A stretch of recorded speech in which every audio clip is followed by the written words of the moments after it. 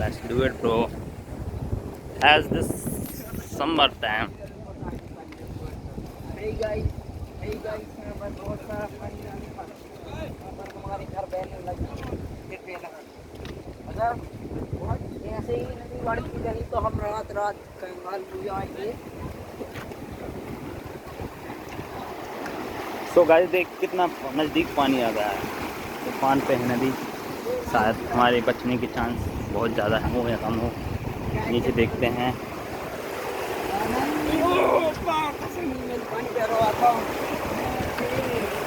छोटे वाले भाई के भेज रहा हूँ। बता तो छोटे वाले भाई क्या करें हम इस वो मौसम को देखते हुए। देखो कितना नज़दीक पानी। छोटे पापा को बता दियो। आप शायद खेतों का पानी आने लगा, झाग आने लगा पानी के अंदर। और पहाड़ पे भी देख पानी काफ़ी तेज़ बरस रहा है। पहाड़ नहीं दिख रहा था, हमारे हिसाब से लग रहा है कि एक दो जगह नदी फुल तरह से